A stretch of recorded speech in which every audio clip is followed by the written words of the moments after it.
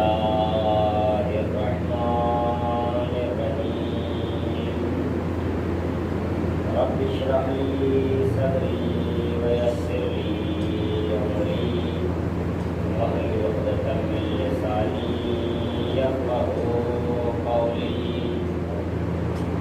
ربنا تقبل منا إنك أنت السميع الدعاء الحمد لله رب العالمين والصلاة والسلام على أشرف الأنبياء والمرسلين مولانا ومولى الكونين جد الحسن والحسين وحبيب طبيب قلوب نفوسنا بالقاسم محمد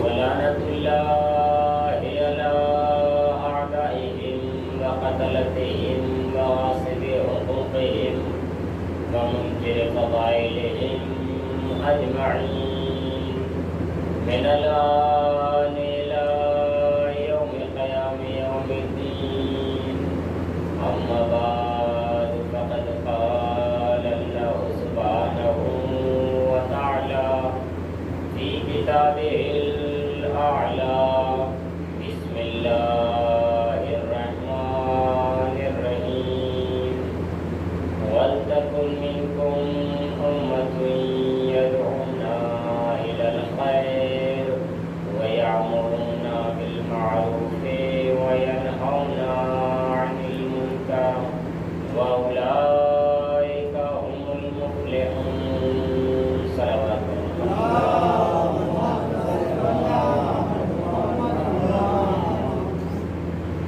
عزیزان گرامی، خالق کائنات اپنی بابرکت و مقبر کتاب قرآن کریم میں ارشاد فرما رہا ہے کہ بے شک تم میں سے ایک امت ایسی ہونی چاہیے جو خیر کی طرف دعوت دے اور نہی عن المنکر کا پیغام دنیا میں عام کرے، اور یہی عمل انجام دینے والے لوگ جو ہیں وہ فلاح اور کامیابی پا جائیں گے۔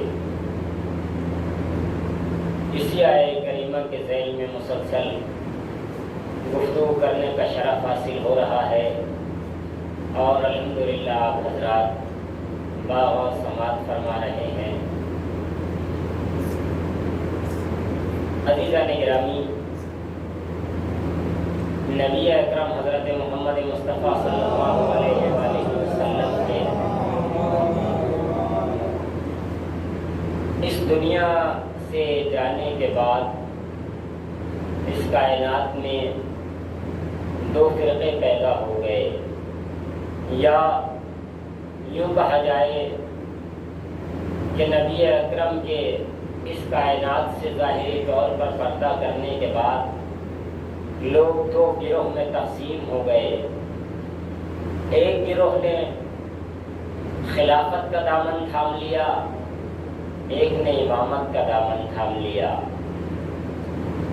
اب قابل غور بات یہ ہے کہ جبکہ دونوں فرقوں کا کعبہ ایک ہے، اللہ ایک ہے، قرآن ایک ہے، نبی ایک ہے، دونوں سارے نبیوں کو مانتے ہیں، دونوں اس کی کتابوں کو مانتے ہیں، دونوں اس کے حکم پر چلتے ہیں، دونوں ہی اس کے گھر کا طواف کرتے ہیں، دونوں ہی نمازیں پڑھتے ہیں، دونوں ہی روزے رکھتے ہیں، دونوں ہی زکوٰۃ دیتے ہیں، دونوں ہی اپنے آپ کو دین کا پابند کہتے ہیں۔ دیکھیے جملہ فرق کر گیا کہ ایک جملہ آ رہا تھا کہ دونوں ہی زکوٰۃ دیتے ہیں، دونوں ہی نماز پڑھتے ہیں، دونوں ہی حج کرتے ہیں، لیکن دونوں ہی اپنے آپ کو حق کا پابند کہتے ہیں۔ کہنے میں اور ہونے میں زمین آسمان کا فرق ہوا کرتا ہے۔ کہنے میں کہیں نہ کہیں گنجائش یہ رہ جاتی ہے کہ ممکن ہے کہ آپ صحیح راستے پر ہوں، ممکن ہے صحیح راستے پر نہ ہوں، ممکن ہے آپ کے ہاتھوں میں حق آ گیا ہو، ممکن ہے حق نہ آیا ہو۔ اب عزیزان گرامی، نبی اکرم کے بعد جو یہ مسئلہ خلافت چلا ہے، یہ کہاں سے چلا ہے؟ یہ دور نبی سے نہیں چلا تھا خلافت کا مسئلہ، بلکہ یہ جناب آدم کے زمانے سے چلا تھا، کیونکہ پروردگار عالم نے خود ارشاد فرمایا تھا خلقت آدم کے موقع پر انی جاعل فی الارض خلیفہ، کہ میں زمین پر خلیفہ بنانے والا ہوں۔ عزیزان گرامی، اس آیت سے ایک بات واضح سب سے پہلے ہوئی کہ خلیفہ جو بنائے گا وہ پروردگار عالم بنائے گا، ہمیں خلیفہ بنانے کی ضرورت نہیں ہے، خلیفہ کو پہچاننے کی ضرورت ہے۔ عزیزان گرامی، اب جب پروردگار عالم نے یہ کہا کہ میں زمین پر خلیفہ بنانے والا ہوں، تو میں کہوں گا پروردگار تو یہ کیوں کہہ رہا ہے کہ میں زمین پر خلیفہ بنانے والا ہوں؟ تو یہ کیوں نہیں کہہ دیتا کہ میں زمین کے بجائے آسمان پہ خلیفہ بنانے والا ہوں؟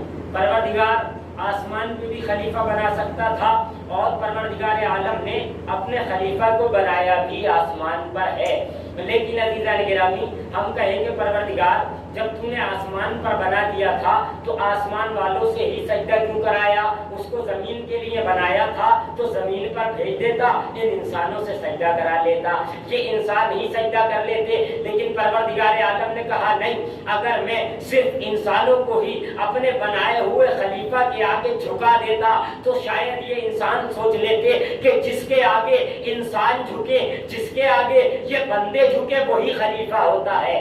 مجھے صرف اور صرف بندوں کو ہی نہیں جھکانا تھا، مجھے فرشتوں کو بھی جھکانا تھا، اور فرشتوں کو ہی نہیں جھکانا تھا، مجھے اپنے بنائے ہوئے نمائندے کا جو کائنات کو پابند کرنا تھا وہ صرف فرشتوں کو نہیں کرنا تھا، بلکہ مجھے جو پابند کرنا تھا وہ فرشتوں کو بھی کرنا تھا، وہ انسانوں کو بھی کرنا تھا۔ حق تو یہ ہے جمادات کو بھی مجھے پابند خلیفہ کرنا تھا، حیوانات کو بھی مجھے پابند خلیفہ کرنا تھا، اور حق تو یہ ہے مجھے سنگ ریزوں کو بھی پابند خلیفہ کرنا تھا کہ اس کے ہاتھ پہ آنا تو کلمہ پڑھتے ہوئے نظر آنا۔ ایک صلوات پڑھیں محمد والے۔ عزیزان گرامی، میں کہوں گا پروردگار تو نے اپنا خلیفہ جب بنایا تھا تو پہلے اس کو حکومت دے دیتا، پہلے اس کو تخت و تاج دے دیتا، پہلے اس کو اور دنیاوی چیزیں دے دیتا، لیکن پھر یہی جواب آئے گا کہ اگر میں پہلے تخت و تاج دے دیتا، پہلے دنیاوی چیزیں دے دیتا تو یہ کائنات یہ سمجھ لیتی کہ جس کے پاس تخت و تاج ہو وہی خلیفہ ہوگا، جس کے پاس دولت ہو وہی خلیفہ ہوگا، جس کے پاس قوت ہو وہی خلیفہ ہوگا۔ میں نے اس لیے اپنے خلیفہ کو پہلی منزل میں طاقت اور دولت دے کے نہیں بھیجا، کیونکہ مجھے جسموں پر حکومت نہیں کرنی تھی، مجھے دلوں پر حکومت کروانی تھی، مجھے زور سے اور طاقت سے حکومت نہیں کروانی تھی، مجھے تلوار سے حکومت نہیں کرانی تھی، مجھے کردار سے حکومت کرانی تھی۔ عزیزان گرامی، اللہ نے جب اپنے خلیفہ کو کائنات میں بھیجا تب عزیزان گرامی پروردگار عالم کا خلیفہ کائنات میں جب آنے والا تھا، خداوند عالم نے کیا کہا کہ میں خلیفہ بنا رہا ہوں اور جب میں تمہیں حکم دوں تو فقعوا لہ ساجدین، تو تم سب کے سب اس کے لیے سجدہ ریز ہو جانا، سجدے میں گر جانا۔ لیکن عزیزان گرامی سب نے سجدہ کیا، فسجد الملائکہ، ملائکہ نے سب نے سجدہ کیا الا ابلیس، ابلیس کے علاوہ سب نے سجدہ کر لیا۔ بھئی ابلیس نے جو نہیں کیا سجدہ، ابلیس نے جواب دیا پروردگار عالم کو کہ اس کو تو نے جو بنایا ہے خلقتہ من نار و خلقتہ من طین و خلقتنی من نار، کہ مجھے پروردگار تو نے آگ سے بنایا ہے اور اس کو جو پروردگار عالم تو نے بنایا ہے وہ مٹی سے بنایا ہے۔ میں کیوں سجدہ نہیں کروں گا؟ اس لیے کہ میں خیر من، کہ میں اس سے بہتر ہوں۔ بہتر ہونے کی دلیل کیا دی عزیزان گرامی؟ بہتر ہونے کی دلیل شیطان کی سن لیجئے۔ اس نے کہا کہ بہتر ہونے کی دلیل یہ ہے کہ اللہ تو نے مجھے آگ سے بنایا ہے، اسے مٹی سے بنایا ہے۔ عزیزان گرامی مٹی کو عربی میں کہتے ہیں تراب۔ اب عزیزو جو یہ دلیل دیتا ہے کہ تراب جو ہے نار سے کمتر ہے، نار افضل ہے، تو عزیزان گرامی اگر کوئی یہ کہتا ہے کہ ہم تراب سے افضل ہے تو یہ شیطانی دلیل ہوگی۔ شیطان نے کہا تھا میں تراب سے افضل ہوں اور آگ تراب سے افضل ہوتی ہے۔ اب عزیزوں جو یہ کہہ رہا ہے میں تراب سے افضل ہوں، وہ شیطان والا جملہ کہہ رہا ہے کہ شیطان نے دلیل دی تھی کہ مجھے آگ سے بنایا، اس کو تراب سے بنایا۔ معلوم ہوا جو یہ کہے کہ میں مٹی سے افضل، یا یوں کہوں میں تراب سے افضل، اگر تراب سے افضل کہتا ہے تو وہ شیطان کی دلیل ہوتی ہے۔ اب جو یہ کہے میں ابو تراب سے افضل، تو وہ کس درجے کا شیطان ہوگا؟ ایک صلوات پڑھے پر محمد والے۔ شیطان کی دلیل تھی کہ میں افضل ہوں کیونکہ مجھے آگ سے بنایا ہے، اس کو مٹی سے بنایا ہے۔ اچھا عزیزان گرامی اب جو ہے یہ مسئلہ اور آگے بڑھتا ہے، جناب آدم کے بعد جناب ابراہیم پر پہنچتا ہے۔ جناب ابراہیم کو پروردگار عالم نے بھی اپنا نمائندہ بنایا، لیکن ان کو دوسری شکل میں بنایا۔ ان کے لیے خلیفہ کا لفظ استعمال نہیں کیا، ان کے لیے پروردگار عالم نے امام کا لفظ استعمال کیا کہ جب پروردگار عالم نے ان کو آزما لیا، وَإِذِ ابْتَلَىٰ إِبْرَاهِيمَ رَبُّهُ بِكَلِمَاتٍ، کہ جب پروردگار عالم نے ان کو آزما لیا، آزمانے کے بعد ان کو کائنات کا امام بنا دیا۔ اب یہ مسئلہ اور آگے بڑھتا ہے عزیزان گرامی، آگے بڑھا یہاں تک کہ آپ کے اور ہمارے نبی حضرت محمد مصطفیٰ صلی اللہ علیہ وسلم۔ دیکھیے وقت بھلے سے زیادہ ہو گیا ہے، لیکن تھوڑا سا بیداری کے ساتھ سماعت فرمائیے تاکہ پتہ لگے کہ آپ مجلس سماعت فرما رہے ہیں، کوئی بڑی سنسانی سے اور پتہ نہ لگے کہ مجلس ہو رہی ہے نہیں ہو رہی۔ اگرچہ وقت زیادہ ہو جا رہا ہے لیکن کوئی مسئلہ نہیں ہے، میں کبھی آپ کے سامنے زیادہ زحمت نہیں دوں گا، کمی پڑھنے کی کوشش کروں گا۔ یہ مسئلہ پہنچا ہمارے اور آپ کے نبی تک، نبوت بھی نبی اکرم کو مل گئی، لیکن عزیزوں جب نبی کائنات سے گئے ہیں، نبی کی چشم آنکھیں بند ہوئی ہیں، تب یہ مسئلہ دو گروہ میں تقسیم ہو گیا۔ اب عزیزان گرامی جب نبی زندہ تھے تو کیا مسئلہ تھا؟ اللہ نے نبی سے کہا تھا کہ اے میرے نبی پیغام وہ پہنچا دو جو تم پر نازل کیا گیا ہے۔ یہ آیت غدیر جو ہے یا ایھا الرسول بلغ، یہ ایک مرتبہ نازل نہیں ہوئی ہے، یہ 3 مرتبہ نازل ہوئی ہے عزیزان گرامی۔ شاید آپ کے لیے یہ بات ایسا لگے کہ ہم پہلی مرتبہ سن رہے ہیں، لیکن حقیقت یہی ہے کہ یہ آیت بلغ 3 مرتبہ نازل ہوئی نبی اکرم کے اوپر۔ پہلی مرتبہ نبی کے اوپر جب نازل ہوئی تو نبی مکے میں تھے، نبی سے جناب جبرائیل نے کہا یا ایھا الرسول بلغ ما انزل الیک من ربک، یہیں تک آیت پہلی مرتبہ آئی تھی کہ اے نبی آپ وہ پیغام پہنچا دیجئے جو آپ کے اوپر نازل کیا ہے۔ نبی نے کیا جواب دیا؟ نبی نے جواب میں یہ فرمایا کہ ابھی حالات سازگار نہیں ہے، ابھی موسم درست نہیں ہے، ابھی مجھے اپنی جان کا خطرہ ہے، ابھی میں پیغام نہیں پہنچا سکتا ہوں۔ جناب جبرائیل پیغام لے کر واپس چلے گئے۔ اب نبی عرفات میں تھے، اب یہاں پر پھر جبرائیل اس آیت کریمہ کو لے کر آئے یا ایھا الرسول بلغ ما انزل الیک من ربک، کہ اے رسول وہ پیغام پہنچا دو جو آپ کے پروردگار عالم نے آپ کے اوپر نازل کیا ہے۔ یہاں پر بھی نبی اکرم نے فرمایا کہ ابھی حالات سازگار نہیں ہیں، ابھی اس کو نہیں پہنچانا، ابھی مجھے اپنی جان کا خطرہ ہے۔ میں کہوں گا یا نبی اللہ آپ عرفات میں ہیں، آپ حج کے موقع میں ہیں، یہاں تو سارے حاجی ہیں، یہاں تو سارے نمازی ہیں، یہاں تو سارے دیندار ہیں، یہاں تو اپنے آپ کو سارا روزہ دار کہنے والے موجود ہیں، یہاں تو آپ کے لوگ شریعت کے سارے پابند ہیں۔ یا نبی اللہ یہاں پہ آپ کو اپنی جان کا خطرہ کیسا ہے؟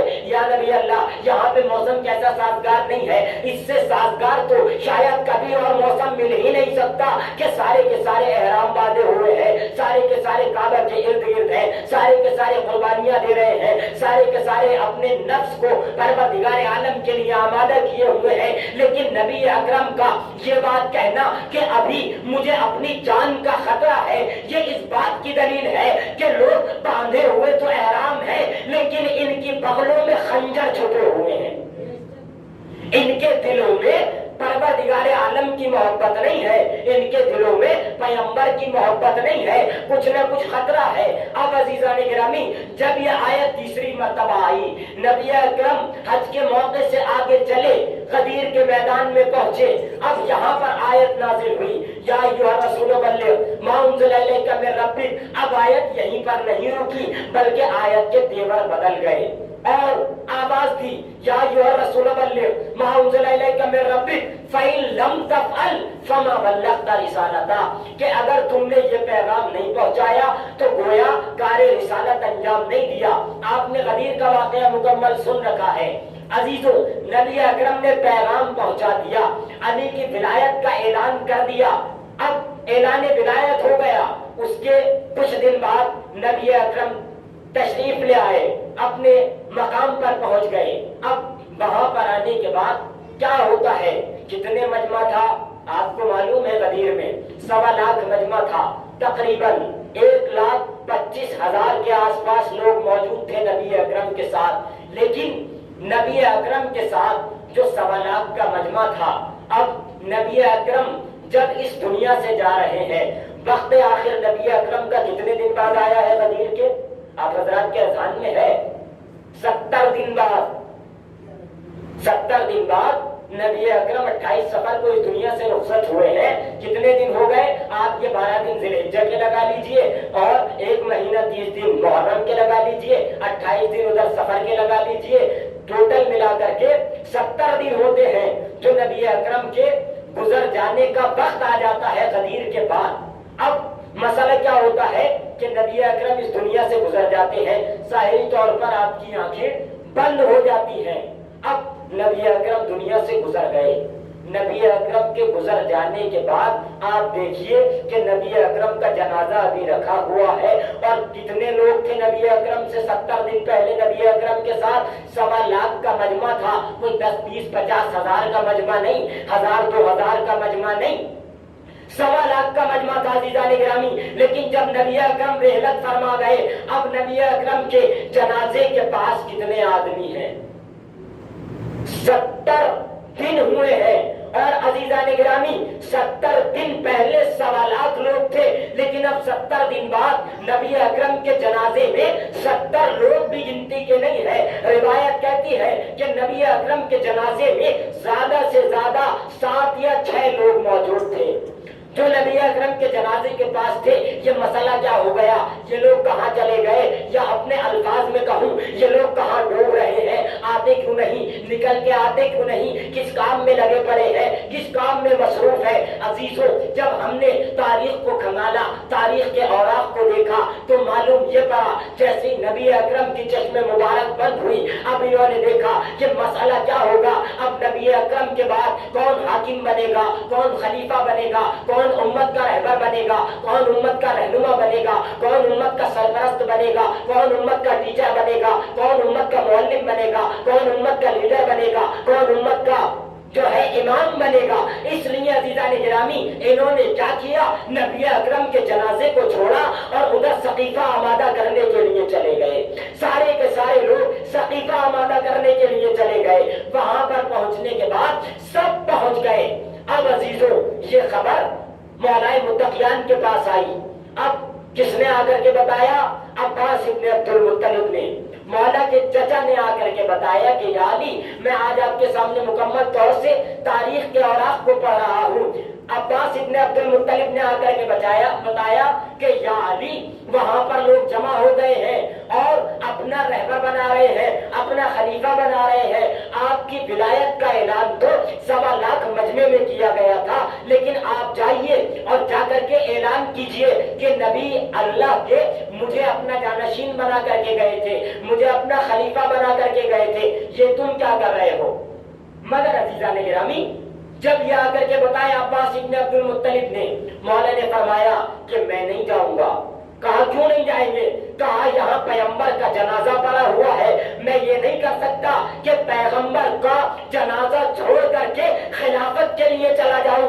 अजीज़ान गिरामी, ज़ाते अली वो ज़ात है कि जिसने खिलाफत के लिए क्या कुछ भी नहीं किया, न कोई پیغام کیا، نہ کوئی اقدام کیا، بلکہ عزیزان گرامی نبی اکرم کے جنازے پر بیٹھنے کے لیے خلافت کو چھوڑ دیا، لیکن امت نے کیا کیا؟ خلافت کے لیے نبی اکرم کے جنازے کو چھوڑ دیا۔ یہ امتی لوگ تھے جنہوں نے نبی کے جنازے کو چھوڑ دیا۔ اب عزیزوں امام علی نے آ کر کے پھر عباس ابن عبد المطلب نے کہا کہ اے میرے بھتیجے، چچا تھے جناب عباس ابن عبد المطلب امام علی کے، کیا فرمایا کہ اے میرے بھتیجے اب تو آمادہ ہونے والا ہے، سب کچھ آمادہ ہو گیا ہے، اب تو کم سے کم چلے جاؤ۔ کہا نہیں، میں نہیں جاؤں گا، میں نبی کے جنازے کو کسی بھی قیمت پہ تنہا نہیں چھوڑوں گا، میرا حق غصب ہوتا ہے، ہونے دیا جائے، خلافت وہ لیتے ہیں، لینے دیا جائے، مسلک پر وہ بیٹھیں گے، بیٹھنے دیا جائے، مگر میرے لیے اس وقت جو سب سے اہم چیز ہے وہ نبی اکرم کو دفن کرنا، ان کو کفن دینا، ان کو غسل دینا، ان کی نماز پڑھانا، میرے لیے یہ ابھی سب سے اہم ہے۔ عزیزوں مگر لوگ آمادگی کر رہے ہیں خلافت کی۔ اب عزیزان گرامی سب یہ جو آمادگی کر رہے تھے، پھر جناب عباس ابن عبد المطلب آئے اور آ کر کے کہتے ہیں اچھا علی ایسا نہیں کر رہے تو کم سے کم اتنا تو کرو کہ اپنا ہاتھ بڑھاؤ، اور تم اپنا ہاتھ جب بڑھاؤ گے تو میں تمہارے ہاتھ پہ بیعت کروں گا۔ جب میں بیعت کروں گا تو یہ جو یہاں پر سلمان بیٹھے ہوئے ہیں، یہ جو یہاں پر مقداد و ابوذر بیٹھے ہوئے ہیں، یہ وہاں جا کر کے اعلان کر دیں گے کہ نبی کے بھائی کے اوپر ان کے چچا نے بیعت کر لی ہے۔ اب جب وہ اعلان کریں گے کہ عباس ابن عبد المطلب نے علی کی بیعت کر لی ہے تو لوگ اس بات کو پہچان جائیں گے کہ بیعت ایک جگہ اور ہو چکی ہے، اب یہاں جو بیعت ہو رہی ہے وہ کوئی اور سی بیعت ہے، نبی والی بیعت نہیں ہے، علی والی بیعت نہیں ہے۔ مگر جب انہوں نے کہا عباس ابن عبد المطلب نے کہ علی ہاتھ بڑھاؤ اپنا، امام نے فرمایا میرا ہاتھ نبی کے سینے پر رکھا ہوا ہے، میں اپنا ہاتھ نہیں بڑھا سکتا ہوں۔ عزیزوں کتنا عظیم ہے مولا کائنات کا مرتبہ کہ ہاتھ نبی اکرم کے سینے پر رکھا ہوا ہے، ادھر لوگ بیعت کرنے کو تیار ہے، مگر علی کے لیے پیغمبر اکرم کا جنازہ زیادہ اہم ہے، لوگوں سے بیعت لینا زیادہ اہم نہیں ہے۔ عزیزوں اب لوگوں نے کیا کیا؟ سقیفہ تیار کی، اور سقیفہ تیار کرنے کے بعد وہاں اپنا انہوں نے ہادی بنا لیا، اپنا لیڈر بنا لیا، اپنا رہنما بنا لیا۔ پہلا رہنما کیسے بنا؟ جب عزیزوں نبی اکرم گزر گئے، کچھ لوگ موجود تھے، انصار بھی موجود تھے اور مہاجرین بھی موجود تھے، دونوں آپس میں سقیفہ میں یہ کہہ رہے تھے کہ ہم میں سے خلیفہ بنے گا، مہاجرین کہہ رہے تھے ہم میں سے بنے گا۔ جب دونوں دست و گریبان ہو گئے تو ایک مرتبہ ان میں سے ہی ایک بزرگ اٹھے، ایک بزرگ اٹھنے کے بعد کہتے ہیں کہ ان صاحب کو بنا دیا جائے نبی کا خلیفہ، اور میں بھی ان کی بیعت کرتا ہوں، آپ سب بھی ان کی بیعت کر لینا۔ اچھا صاحب وہ جناب اٹھے اور ایک اور اٹھے، پہلے نمبر والے، ان کا ہاتھ پکڑا، کہا میں بیعت کرتا ہوں، میں مانتا ہوں کہ آپ نبی کے خلیفہ ہیں۔ سارے لوگوں نے بھی ان کی ہاتھ پر ہاتھ رکھا، بیعت کر لی کہ آپ نبی کے خلیفہ ہیں۔ بھائی مسئلہ یہاں پر ان کا حل ہو گیا۔ ہونے کے بعد اب جو عزیزوں یہ مسئلہ اور آگے بڑھا کہ اب ان کو خلافت مل گئی ہے، تو اب جب خلافت مل گئی ہے تو اب ان کا جلوس بھی نکالا جائے، لوگوں میں پرچار بھی کیا جائے، اگر اپنے الفاظ میں کہوں بتایا جائے، کیونکہ ایسے انسان تھے کہ انہیں تو محلے اور پڑوس والے بھی نہیں جانتے تھے۔ اگر علی کو خلیفہ بنایا جاتا، علی کی ولایت کا اعلان کیا جاتا، تو علی تو وہ تھے جو 1.25 لاکھ کے مجمع میں رسول اکرم نے خود کہہ دیا تھا من کنت مولا فہذا علی مولا، علی کا جلوس نکالنے کی ضرورت نہیں پڑتی کہ بتایا جائے کہ علی خلیفہ بن گئے ہیں، علی کو سب پہچانتے تھے، لیکن ان کا جلوس نکالنے کی آمادگی کی گئی کہ صاحب ان کو تیار کر کے ایک جلوس نکالا جائے جس جلوس میں پہچان کرائی جائے گی کہ جناب والا کو خلیفہ بنا دیا گیا ہے۔ عزیزوں اگر اپنے الفاظ میں کہوں، خطابت کے الفاظ میں، کہ ان کو تیار کیا گیا سوٹ بوٹ پہنا کر آمادہ کر کے، یا یہ کہوں کہ کوٹ وغیرہ پہنا کر ٹائی بیلٹ لگا کر نکالا ہوگا، اور نکالنے کے بعد عزیزان گرامی لے کر کے چلے ہوں گے۔ اب جو لے کر کے چلے تو کس انداز میں چلے؟ ان کو کسی نے اپنے کاندھے پر بٹھا لیا، اب اپنے کاندھے پر بٹھا لیا، بٹھانے کے بعد وقت کی بات یہ ہے کہ ان کے ابا حضور بھی زندہ تھے اس وقت جن کو خلیفہ بنایا تھا، ان کے والد بزرگوار بھی زندہ تھے۔ اب جب عزیزان گرامی گلیوں میں جلوس نکلا تو کس انداز سے نکلا؟ لوگ شور مچاتے ہوئے نکلے کہ خلیفہ بن گئے، ہمارے رہبر بن گئے، فلاں صاحب کو بنا دیا، نبی کا جانشین چن لیا گیا۔ ان کے والد گرامی نے بھی دروازہ کھول کے صبح صبح کا وقت تھا، دیکھا کہ یہ کیسا شور ہے، کیا مسئلہ ہے، کیا بنا دیا، یہ کیا ہو رہا ہے۔ ایک مرتبہ نکلے تو کیا دیکھا؟ ان کے فرزند نامدار ہی سب سے اوپر ہے، سب سے آگے آگے ہیں۔ کہا مسئلہ کیا ہوا؟ کہا مسئلہ یہ ہوا ہے کہ انہیں نبی کا جانشین بنا دیا گیا ہے، انہیں ہم نے اپنا خلیفہ چن لیا ہے۔ کہا تم نے خلیفہ کیوں چنا؟ اب عزیزان گرامی ان کے والد خود ہی پوچھ رہے ہیں کہ تم نے انہیں خلیفہ بنایا کیوں؟ تو کہہ رہے ہیں کہ ہم نے انہیں کچھ بنیادوں پر خلیفہ بنایا ہے۔ کہا کیوں خلیفہ بنایا؟ کہا پہلی بات تو یہ ہے کہ یہ عمر میں سب سے زیادہ تھے، یہ جملہ بدل کر یوں کہوں یہ عمر میں سب سے زیادہ تھے، انہیں اس لیے ہم نے خلیفہ بنا لیا۔ کہا اچھا بات اگر یہ ہے کہ یہ عمر میں سب سے زیادہ تھے، یہاں پر تمہارے درمیان سب سے بڑے تھے، تو تم نے ان کو ہی خلیفہ کیوں بنایا؟ میں تو ان کا بھی ابا ہوں، میں تو عمر میں ان سے بھی کہیں زیادہ ہوں، مجھے بنا لیا ہوتا۔ کہا نہیں، ان کی داڑھی بہت لمبی تھی۔ کہا ان کی داڑھی لمبی تھی، میں ان کا بھی ابا ہوں، ان سے زیادہ میری داڑھی لمبی ہے۔ کہا نہیں، ایک مسئلہ اور تھا، یہ نبی کے رشتہ دار بھی تھے۔ کہا یہ نبی کے رشتہ دار ہے، ان کی رشتہ داری تو میں نے کرائی ہے، تم مجھے خلیفہ بناتے تو عزیزان گرامی مسئلہ کہیں پر نہیں ٹھہرا، لیکن یہ جانشین بن گئے اور ظاہری طور پر خلافت لے کے بیٹھ گئے۔ اب جو بیٹھے تو جیسے ہی پورا اور پہلا خطبہ انہوں نے آ کر کے خلافت کے دربار میں دیا، تو خلافت کے دربار میں جب پہلی مرتبہ خطبہ دیا، سب سے پہلے ان کے لفظ یہی تھے کہ میں تم جیسا انسان ہوں، مجھے تم لوگوں نے منتخب کیا ہے، مجھے تم لوگوں نے چنا ہے، اور دیکھو جب تک میں سیدھا چلتا رہوں، جب تک میں صراط مستقیم پر رہوں، تم لوگ میرے پیچھے پیچھے چلتے رہنا۔ اگر میں کہیں ٹیڑھا ہو جاؤں، اگر میں کہیں بھٹک جاؤں، تو تم مجھے یہ کہہ دینا کہ اب تم راستے سے بھٹک گئے ہو، راستے سے ہٹ گئے ہو، سیدھے راستے پر آ جاؤ۔ یعنی رہبر خود یہ کہہ رہا ہے کہ میرے اندر بھٹکنے کے امکان ہے۔ جس قوم کا رہبر یہ کہے کہ اگر میں بھٹک جاؤں تو مجھے سیدھا کر دینا، تو اس امت کا کیا حال ہوگا؟ ایک صلوات پڑھے بر محمد علیہ۔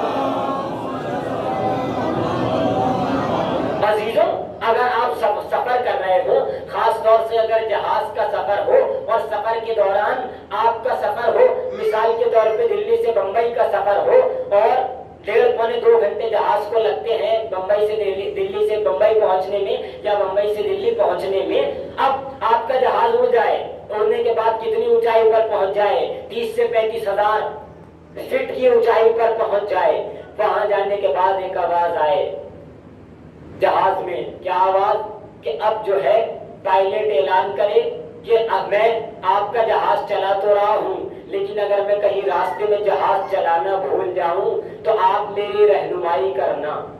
کیا حال ہوگا پیسنجرز کا عزیزان گرامی؟ ذرا سوچئے، 35,000 کی فٹ پر اونچائی پر ہے اور وہاں پر پائلٹ یہ کہہ دے کہ اگر میں جہاز چلانا بھول جاؤں تو عزیزان گرامی آپ میری رہنمائی کر دینا۔ جتنے بیٹھے ہوئے ہوں گے آدھوں کا دم تو اسی سن کے آواز کو نکل جائے گا۔ اب یہی عالم تھا کہ رہبر بن تو گئے، بننے کے بعد کہہ رہے ہیں کہ اگر میں بھٹک جاؤں میری رہنمائی کر دینا۔ معلوم یہ ہوا کہ آدھوں نے دم تو اسی دم توڑ دیا تھا جب تم نے یہ اعلان کیا تھا کہ میرے اندر بھٹکنے کے امکان ہے۔ عزیزان گرامی، اب یہ بات آگے بڑھتی ہے، آگے بڑھ رہی ہے۔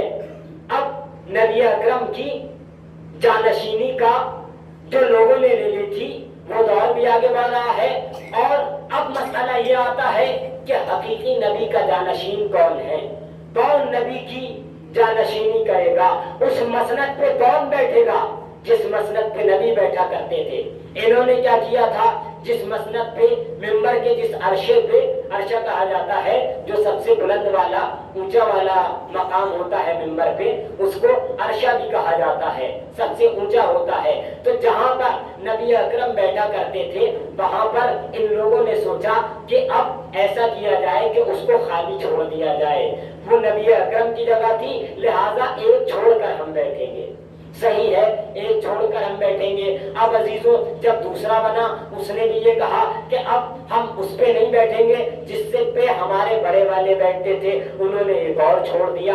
जब तीसरे वाले बने, उन्होंने कहा कि हम जो है इस दूसरे को भी छोड़ देंगे, हम और नीचे वाले पर बैठेंगे। लेकिन अजीजान गिरामी, जब मौलाए मुत्तकियान के पास ज़ाहिरी खिलाफत आई और आने के बाद जब मौलाए कायनात मिंबर पर गए, मौलाए कायनात ने कोई जगह नहीं छोड़ी, बल्कि पहले वाले को भी अपने कदमों के नीचे रखा, दूसरे वाले को भी अपने कदमों के नीचे रखा, तीसरे वाले को भी, तवज्जो फरमाइए, तीसरे वाले को भी अपने कदमों के नीचे रखा। या जुमला बदल कर यूं कहूं, पहले अपना पांव पहले के सर पे रखा, दूसरा दूसरे के सर पे रखा, तीसरा कदम तीसरे के सर पे रखा। अब मौलाए मुत्तकियान उसी मकाम पर आके बैठे जहां पर नबी अकरम बैठा करते थे। वहीं पर जैसे ही आके बैठे, लोगों ने एतराज किया कि आप तो नबी अकरम की जगह पर आकर के बैठ गए। फौरन मौलाए मुत्तकियान ने फरमाया कि आज हक को उसकी जगह मिल गई है। अब देखो, तुम नहीं पहचानते, नबी अकरम खुद फरमा गए हैं कि हमारा पहला भी मोहम्मद है, हमारा अव्वल भी मोहम्मद है, हमारा औसत भी मोहम्मद है, हमारा आखिर भी मोहम्मद है, हम सब के सब मोहम्मद है। सलावत पढ़ेगा मोहम्मद वाले। अजीज़ान गिरामी, मौलाए मुत्तकियान वहीं पर तशरीफ फरमा हुए जहां पर नबी अकरम बैठा करते थे। अब लोगों ने ये कहना शुरू कर दिया कि साहब, आपने जो है नबूवत को घटा दिया, इमामत को बढ़ा दिया, इमामत को आपने ज्यादा कर दिया। नहीं अजीज़ान गिरामी, हमने इमामत को बढ़ाया नहीं, हमने नबूवत को घटाया नहीं, हमने तो बस वही काम किया है जो नबी अकरम हमें बता के गए, जो कुरान ने हमें बताया। हमने न नबूवत की मंजिल बढ़ाई है, न इमामत की मंजिल घटाई है, न इमामत की मंजिल बढ़ाई है, न नबूवत की मंजिल घटाई है। हमने ऐसा कुछ भी नहीं किया है अजीज़ान गिरामी। इमामत की मंजिल को अल्लाह ने ही नबूवत से बढ़ा के करार दिया है। खुद परवरदिगार आलम ने जनाब इब्राहिम को नबी पहले बना दिया था, इमाम बाद में बनाया है। आप कुरान करीम को देखें और पढ़े तो मालूम हो जाएगा। और अजीजों, वाक़यात भी देखें तो ऐसे ऐसे मिलते हैं कि जब अजीजों वादी नम्र से किसका गुजर हो रहा है, अल्लाह के नबी का गुजर हो रहा है। वादी नम्र से कौन से नबी गुजर रहे हैं जिनकी हुकूमत थी, जनाब सुलेमान गुजर रहे हैं। वादी नम्र से उनका गुजर हो रहा है। क्या है, कुरान कहता है कि जब नबी परवरदिगार आलम के सुलेमान नबी वादी नम्र से गुजर रहे थे, एक मर्तबा वहां पर उनको चींटियों का दल दिखाई देता है। आपने सुन रखा है ना, उनमें से एक चींटी क्या कहती है, कुरान की आयत है, कुरान की आयत है, एक चींटी कहती है, या अय्युहन नम्लो, ऐ चींटियों, उदखुलू इला मसाकिनिकुम, ऐ चींटियों अपने अपने बिलों में दाखिल हो जाओ। मैं कहूंगा चींटी तू ये क्यों कह रही है, अपने अपने बिलों में दाखिल हो जाओ। ये अल्लाह का नबी आ रहा है, ये सुलेमान है, ये परवरदिगार आलम का मुंतखब नबी है, ये मासूम है, इससे गलती नहीं होती। लेकिन उसने कहा लयहतिमन्नकुम सुलेमान व जुनूदुहु, हो सकता है कि तुम्हें सुलेमान और उसका लश्कर जो है कुचल दे, रौन दे, तुम मर जाओ। मैं कहूंगा चींटी, जनाब सुलेमान अल्लाह के नबी हैं, उनसे गलती नहीं होती, वो मासूम है। कहा वो मासूम है, उनके साथी तो मासूम नहीं है, वो मासूम है, उनकी उम्मत तो मासूम नहीं है, वो मासूम है, उनके पीछे चलने वाले तो मासूम नहीं है, वो मासूम है, लेकिन पीछे वाले खाती हैं, पीछे वालों में गुनाह का इम्कान है, पीछे वालों में बहकने का इम्कान है। मैं इसलिए कह रही हूँ कि दाखिल हो जाओ। अब अजीज़ान गिरामी, इसी वादी नम्र से मौलाए कायनात का गुजर भी होता है। मौलाए कायनात जंग फतह करके अपने लश्कर के साथ आ रहे हैं, मगर वही चींटी जो ये कह रही थी कल कि ऐ चींटियों अपने बिलों में चली जाओ, अपने बिलों में दाखिल हो जाओ, आज मौलाए कायनात आ रहे हैं तो चीख चीख के कह रही है, ऐ चींटियों अपने बिलों से बाहर आ जाओ, ऐ चींटियों अपने बिलों में ना बैठो, ऐ चींटियों अपने घरों में ना बैठो। मैं कहूंगा ऐ चींटी, कल नबी आ रहे थे, सुलेमान आ रहे थे, कायनात ये कहती है कि तुम नबूवत का मर्तबा घटा देते हो, इमामत का मर्तबा बढ़ा देते हो। हम ऐसा नहीं करते। खुद वाक़यात देखिए, नबी अकरम के جانشین عزیزہ نگرامی یہ ہے، ادھر خود نبی ہے، ایک نبی ہے جناب سلیمان ہے۔ کل چیٹی یہ کہہ رہی تھی کہ بلوں میں داخل ہو جاؤ، آج علی آ رہے ہیں، چیٹی کہہ رہی ہے اپنے بلوں سے باہر نکل آؤ۔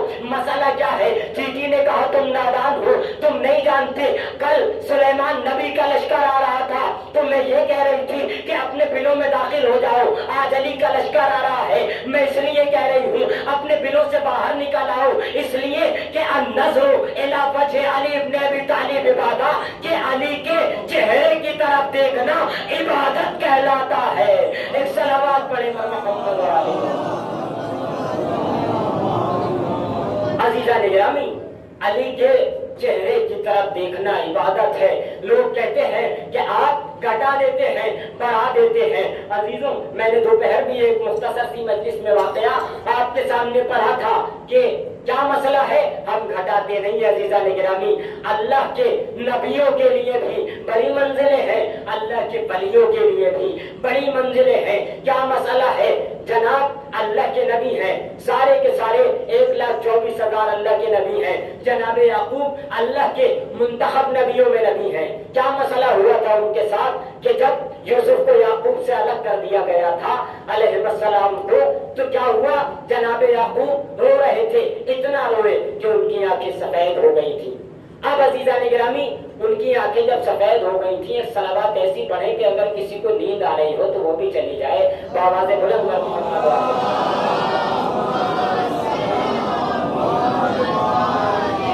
اللہ کے نبی جناب یعقوب ہیں اور اللہ کے نبی جناب یوسف ہیں۔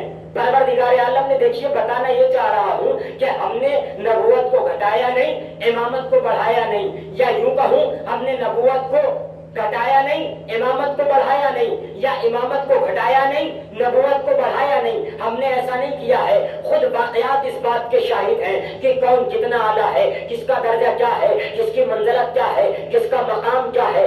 جناب یعقوب اللہ کے نبی ہیں، جب جناب یوسف جدا ہو گئے تھے اور مصر میں پہنچ گئے تھے، جناب یوسف کو حکومت مل گئی تھی۔ اب جناب یعقوب اتنا روئے تھے کہ ان کی آنکھوں کی بینائی چلی گئی تھی۔ جب ان کے بھائی پہنچے ہیں بنیامین وغیرہ اور دوسرے جتنے بھائی تھے سب وہاں پہنچے مصر میں جناب یوسف کے پاس، اور جا کر کے اپنے بابا جان کا حال ان کو بتایا۔ جناب یوسف نے اپنے بابا جان کا حال سنا اور سننے کے بعد ایک مرتبہ کہتے ہیں اچھا بابا کی آنکھوں کی روشنی چلی گئی ہے؟ کہا ہاں بابا کی آنکھوں کی روشنی چلی گئی ہے۔ وہ اپنے بیٹے یوسف کے غم میں بہت روتے ہیں۔ اب عزیزہ نگرامی یہاں سے بات آگے چلتی ہے۔ جناب یوسف نے کیا کیا؟ اپنی قمیص اتاری، اپنی قمیص اٹھائی اور اپنے بھائیوں کو دے دی کہ یہ میرا کرتا جو ہے، یہ میرا پیراہن جو ہے، یہ اپنے ساتھ لے جاؤ، اپنے ساتھ لے جاؤ۔ اب عزیزوں ادھر سے جناب یوسف کے بھائی چلے، مصر سے جناب یوسف کے بھائی چلے، کدھر چلے؟ ہزاروں کلومیٹر کی دوری پر اپنے والد صاحب کی طرف، یعنی جناب یعقوب کی جانب ان کے بیٹے بڑھے یوسف کی قمیص لے کر، جیسے ہی قمیص لے کر بڑھے، جیسے ہی ان کا گوتا لے کر بڑھے، ادھر جیسے ہی لے کر کے بڑھے، جناب یعقوب نے کہا کہ انی اشمو، کہ میں جو ہے اپنے بیٹے یوسف کی خوشبو محسوس کر رہا ہوں۔ توجہ رکھیے گا عزیزہ نگرامی، جناب یعقوب نے کہا میں اپنے بیٹے یوسف کی خوشبو محسوس کر رہا ہوں۔ سینکڑوں کلومیٹر سے اللہ کے نبی نے اپنے بیٹے یوسف کی قمیص آ رہی تھی، یوسف کی خوشبو محسوس کر لی۔ عزیزوں ہم نے کہا کہ یہ خوشبو یعقوب نے بھی محسوس کی ہے، یہ خوشبو حسین نے بھی محسوس کی ہے، حسن نے بھی محسوس کی ہے، تو آپ تو کیا ہو گیا؟ یہ پہلے بھی خوشبو محسوس کی جا چکی ہے۔ ہم نے کہا ہاں محسوس کی جا سکی ہے، لیکن امامت کا مرتبہ الگ ہے، نبوت کا مرتبہ الگ ہے۔ کہا کیا فرق ہے؟ محسوس تو یعقوب نے بھی کی تھی، اگر حسن نے محسوس کی تو کیا فائدہ ہوا؟ حسین نے محسوس کی تو کیا فرق ہوا؟ ہم نے کہا فرق اتنا ہے کہ جو کام نبوت بڑھاپے میں کیا کرتی ہے وہ کام امامت بچپنے کے عالم میں کر کے دکھا دیتی ہے۔ ایک صلوات پڑھے محمد والے۔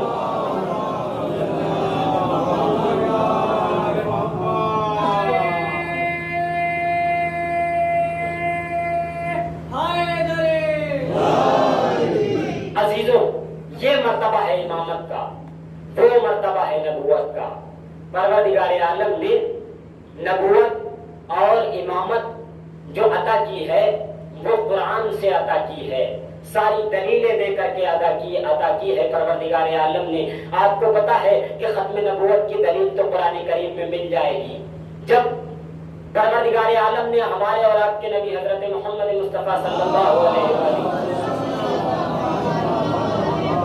آپ کے نام کو 3-4 مرتبہ قرآن میں پروردگار عالم نے لیا ہے، محمد، احمد، یہی 2 نام 3 مرتبہ 4 مرتبہ قرآن کریم میں آئے ہیں۔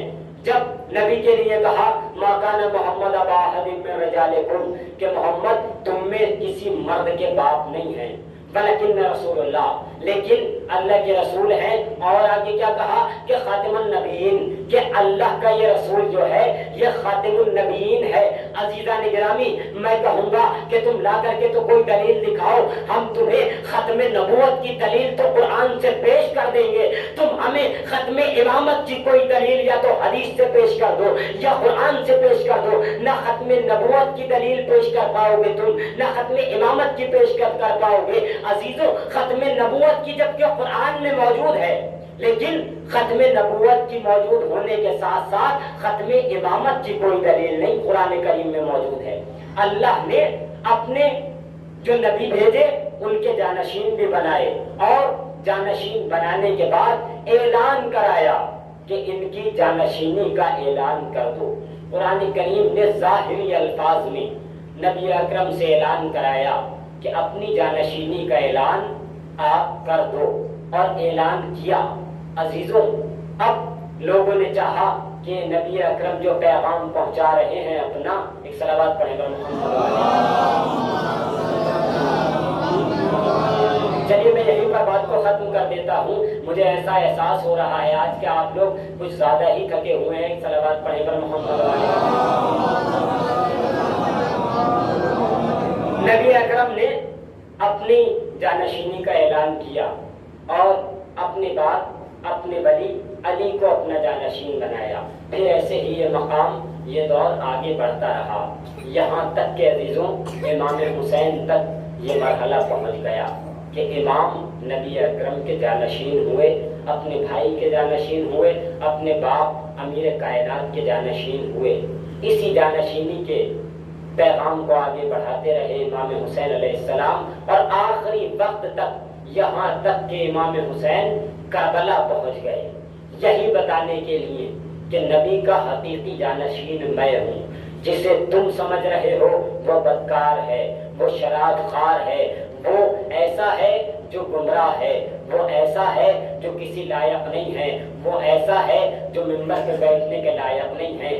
میں نبی اکرم کا جانشین ہوں، اور میں جس کو تم نے اپنا سمجھ رکھا ہے اس کی ہرگز و ہرگز بیعت نہیں کروں گا۔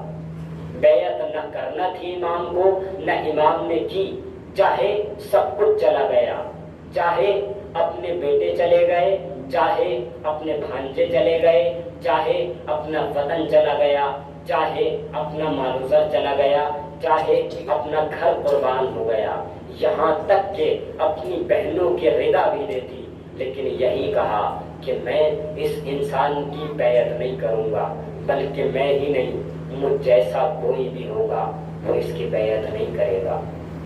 عزاداران مظلوم کربلا، آج ماہ محرم کی 5 تاریخ گزر گئی ہے، اور عزیزوں آج سے جو مسائل بیان کیے جاتے ہیں وہ بنی ہاشم کے مسائل بیان کیے جاتے ہیں۔ بنی ہاشم کے مسائل آج سے شروع ہوتے ہیں۔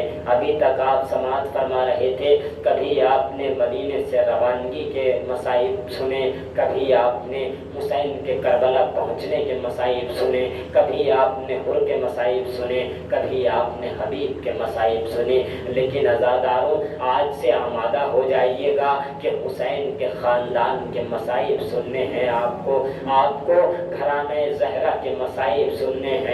آج آج سے آپ کو زینب اولیاء مقام کو پرسہ دینا ہے، ان کے بیٹوں کا پرسہ، ان کے بھائیوں کا پرسہ، ان کے بھتیجوں کا پرسہ۔ ہاں عزاداران مظلوم کربلا، آج 5 محرم کو خصوصی طور پر زینب پرسہ لینے آئی ہوں گی، اپنے 2 ننھے ننھے بچوں کا۔ حسین کو پرسہ دینا ہے، ان کے 2 کمسن شہزادوں کا۔ عباس کو پرسہ دینا ہے، ان کے 2 کمسن بھانجوں کا۔ قاسم کو پرسہ دینا ہے، ان کا پرسہ دینا ہے جن کے ساتھ قاسم کھیلا کرتا تھا۔ سکینہ کو پرسہ دینا ہے، کس کا پرسہ دینا ہے؟ اپنے بھائیوں کا پرسہ دینا ہے۔ ہاں عزاداران مظلوم کربلا، جب شب عاشور آئی، ساری بیویاں اپنے اپنے بچوں کو سمجھا رہی تھی، اے میرے لال، اے میرے لال، کل حسین پر قربان ہو جانا۔ کسی خیمے میں علی اکبر کی ماں سماعت فرما رہی تھی اور کہہ رہی تھی، اے میرے لال اکبر، کل تمہیں بابا پر قربان ہو جانا ہے۔ کسی خیمے میں بیٹھی ہوئی کوئی بی بی یہ کہہ رہی تھی، اے میرے لال قاسم، میں صرف تمہارے سہارے آئی ہوں، میں بیوہ ہوں، میں غیر ہوں، ایسا نہ ہو کہ کوئی یہ کہے کہ تم نے قاسم کو قربان ہونے نہ دیا۔ قاسم کل اپنے چچا پر قربان ہو جانا۔ عزیزوں، کسی خیمے میں بیٹھی ہوئی ایک ماں 2 بچوں کو لے کر بیٹھی ہوئی تھی، بیٹھے بیٹھے یہ کہہ رہی تھی، اے میرے لاڈلو، کل ماموں جان کے قربان ہو جانا، اور اے میرے بچوں، دیکھو ایسا نہ ہو اکبر پہلے چلا جائے تم بعد میں جاؤ۔ اے میرے بیٹا، ایسا نہ ہو کہ میرا بھیا عباس پہلے چلا جائے تم بعد میں چلے جاؤ۔ اے میرے بیٹا، ایسا نہ ہو کہ بھائی حسن کی نشانی پہلے چلا جائے تم بعد میں جاؤ، اور اے میرے بیٹوں، کل میرے بھیا پر قربان ہو جانا۔ دیکھو پہلی وصیت یہ ہے کہ کل تمہیں شہادت دینی ہے، کل تمہیں شہید ہونا ہے، اور اے میرے بیٹوں، اگر تم لڑتے لڑتے فرات پر پہنچ جاؤ تو میرے بچوں، حسین کے بچوں سے پہلے پانی نہ پی لینا۔ اے میرے بیٹوں، حسین کے بچوں سے پہلے پانی نہ پینا۔ اللہ اکبر، روز عاشور نمودار ہوا، عاشور کا سورج نکلا، قربانیوں پہ قربانیاں شروع ہو گئیں۔ کبھی ہو جا رہے ہیں، کبھی حبیب جا رہے ہیں، کبھی جان جا رہے ہیں، کبھی سہیل قین جا رہے ہیں، کبھی کوئی جا رہا ہے، کبھی کوئی جا رہا ہے۔ ایک مرتبہ ننھے ننھے بچے بھی عزاداروں، آج بنی ہاشم کے مصائب ہیں، کھل کر گریہ کیجئے گا، زینب کو بوسہ دیجئے گا۔ دونوں ننھے ننھے بچے آئے، کبھی ماموں کے پاؤں کو بوسہ دیا، کبھی ہاتھوں کو بوسہ دیا۔ اے ماموں جان، ہمیں بھی مرنے کی اجازت دے دیجئے، حسین دیکھ رہے ہیں کہ تم تو میری بہن کی نشانی ہو، میں تمہیں کیسے مرنے کی اجازت دے دوں؟ اجازت نہیں ملتی۔ عزیزوں، ذرا سوچئے، بچے کوئی چیز مانگ رہے ہو اور انہیں نہ دی جائے، کس طرح سے مایوس ہو کر بیٹھ جاتے ہیں۔ زینب کے لال بھی بار بار اجازت مانگ رہے ہیں، مگر حسین ہے کہ اجازت نہیں دے رہے ہیں۔ ایک مرتبہ رونے لگتے ہیں، زینب نے منظر دیکھا، دیکھ کے ایک مرتبہ کہتی ہے، اے میرے بچوں، تم ابھی تک زندہ ہو، ابھی تک میدان میں نہیں گئے۔ ایک مرتبہ کہتے ہیں، اماں جان، ہم بہت مرتبہ گئے مگر ماموں اجازت نہیں دے رہے ہیں۔ بس زینب نے چادر کو اٹھایا، ایک مرتبہ بھیا کی خدمت میں آئی، آ کر کے کہتی ہے، بھیا یہ بتاؤ، کبھی زینب نے تم سے کچھ مانگا ہے؟ زینب نے کچھ مانگا ہے؟ کہا نہیں بہن، کچھ نہیں مانگا۔ کہا بھیا یہ بتاؤ، زینب نے کچھ تم سے کبھی طلب کیا ہے؟ کہا نہیں بہن، تم نے کوئی خواہش نہیں کی ہے۔ کہتی ہے، بھیا میں تمہارے آگے ہاتھ جوڑتی ہوں، آج زینب تم سے کچھ مانگنے آئی ہے۔ عزیزوں، مانگنے بھی آئی ہے تو کیا مانگنے آئی ہے؟ بچوں کے لیے مقتل کی اجازت مانگنے آئی ہے۔ اللہ اللہ، زینب نے کہا، بھیا میرے بچوں کو مرنے کی اجازت دے دو۔ بس حسین خاموش ہو گئے، اجازت دے دی۔ اللہ اللہ، بچوں کو سجایا، زینب نے آمادہ کیا۔ آمادہ کرنے کے بعد ایک مرتبہ دونوں بچوں کو، ایک کو عباس نے سوار کیا، ایک کو حسین نے سوار کیا۔ دونوں بچے چلے، لڑ رہے ہیں۔ عزاداران مظلوم کربلا، کم سن بچے ہیں، لڑتے جا رہے ہیں۔ دونوں بھائیوں نے مشورہ کیا تھا، بھیا ہم دونوں پہلے ادھر وار وار کریں گے پھر ادھر وار کریں گے، تم دائیں جانب وار کرنا میں بائیں جانب وار کروں گا۔ جب ہم قلب لشکر پہ پہنچیں گے بھیا وہاں دونوں ملیں گے، پھر قلب لشکر پہ وار کریں گے۔ ہاں عزاداران مظلوم کربلا دونوں بھائی ہیں، ظالموں کو تحقیق کرتے چلے جا رہے ہیں۔ ایک مرتبہ جب عمر سعد نے دیکھا کہ یہ بچے قابو میں نہیں آ رہے، ایک مرتبہ ساری فوج کو حکم دیا کہ سب ایک ساتھ مل کر حملہ کرو۔ اللہ اکبر، غضب ہو گیا ساری فوج نے اب جو مل کر حملہ کیا بچوں پر، ساری فوج ٹوٹ کے پڑی۔ ایک مرتبہ کسی کے تیر لگا، کسی بچے کے تبر لگا، کسی کے نیزہ لگا، آواز دی یا امہ ادرکنی، اے امو جان مدد کیجئے۔ حسین پہنچے، اللہ اللہ، اب جو دیکھا دونوں بچے ہیں کہ دونوں بچوں کی شہادت واقع ہو گئی ہے۔ اللہ اکبر، بس آخری جملے عزادار ہو حسین ہے، دونوں بچوں کو خیمے میں لے کر آئے، ایک کو عباس لائے روایت کہتی ہے، ایک کو حسین لے کر آئے۔ بچے خیمے میں آئے، عزیزو زینب وہ بی بی ہے کہ جب کسی شہید کا لاشا خیمے میں آتا سب سے پہلے زینب بھر کے لاشے کو پرسا دیتی تھی۔ ان کا لاشا آیا، زینب آگے بڑھی، سارے لاشے آئے، زینب آگے بڑھتی رہی، لیکن جیسے ہی ان دو بچوں کا لاشا آیا زینب آگے نہیں بڑھی، زینب نہیں روئی۔ کسی نے کہا بی بی تمہارے بچے آ گئے، زینب کہتی ہے صبر انجو علم، صبر کے میزان میں تلیں گے، یہ بال تو بھیا تیری تربت پر کھلیں گے۔ اللہ اللہ، زینب اپنے بچوں کو نہیں روئی، بس آخر منزل عزادار ہو جب عزیز ہو 11 محرم آئی، اب جو عزادار ہو زینب کی نگاہ سارے لاشوں پر پڑی۔ ایک مرتبہ جب بھی زینب بچوں کو نہیں روئی، بچوں کا ماتم نہیں کیا عزادار ہو، مگر ایک ماں کا دل تھا کہ جب زینب کے سامنے عزادار ہو وہ منظر آیا کہ جب رہا ہو کر مزار رسول پر گئی، ایک ایک صحابی کا، ایک ایک حسین کے ناصر کا مرثیہ پڑھا، ایک ایک حسین کے مددگار کا نوحہ پڑھا۔ نانا نانا میرا اکبر مارا گیا، نانا میرے بھیا کے بازو قلم ہو گئے، نانا میرے بھتیجے کے سینے میں برچھی گرنے لگی، نانا میرا قاسم مارا گیا۔ وہاں پر بھی عزادار اور محمد کا ماتم نہیں کیا، ماں کے مزار پہ گئی، وہاں بھی سب کا مرثیہ پڑھا، اپنے بچوں کا ماتم نہیں کیا۔ بھائی حسن کے مزار پہ گئی، وہاں بھی ماتم نہیں کیا، لیکن عزادار ماں کا دل تھا۔ ایک مرتبہ جیسے ہی اپنے گھر کی جانب بڑھی، اب جو گھر میں گئی کیا دیکھا، دو ننھے ننھے مصلے لگے ہوئے، ایک محمد کا مصلح ایک اور کا مصلح، دونوں مصلوں کو آغوش میں لیا، سینے سے لگایا۔